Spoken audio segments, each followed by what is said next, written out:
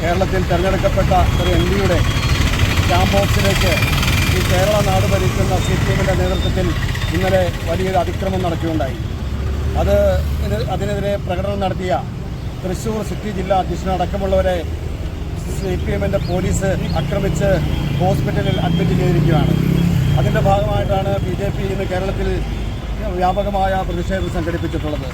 നമുക്കറിയാം, കഴിഞ്ഞ 2024 ലോക്സഭാ തെരഞ്ഞെടുപ്പിൽ വലിയൊരു മുന്നേറ്റമാണ് കേരളത്തിൽ BJP നേടിയിട്ടുള്ളത്. ഏതാണ്ട് 20% വോട്ടും, ഒരു ലോക്സഭാ മണ്ഡലത്തിലെ ജയവും, 2 ലോക്സഭാ മണ്ഡലങ്ങളിൽ ചെറിയൊരു വോട്ടുമാണ് BJP തോറ്റുപോയിട്ടുള്ളത്.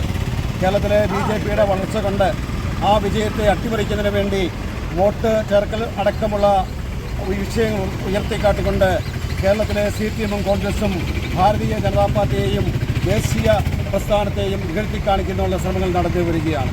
ജനാധിപത്യപരമായ രീതിയിൽ വോട്ട് ചേർത്തുകൊണ്ട് കേരളത്തിലെ അങ്ങോളം ഇങ്ങോളം BJP നേരിട്ടുള്ള ഉജ്ജ്വലമായ വിജയം വരാൻ പോകുന്ന തദ്ദേശ തെരഞ്ഞെടുപ്പിലും അതുപോലെ തന്നെ വരാൻ പോകുന്ന നിയമസഭാ തെരഞ്ഞെടുപ്പിലും ആവർത്തിക്കുമെന്നുള്ള ആശങ്ക കൊണ്ടാണ് ഭാരതീയ ജനതാ പാർട്ടിക്ക് നേരെ വളരെ നീചമായ ആരോപണം ഉയർത്തിക്കൊണ്ട് കേരളത്തിലെ ഭരണകക്ഷിയായ CPM-ഉം പ്രതിപക്ഷമായ കോൺഗ്രസും നടത്തി.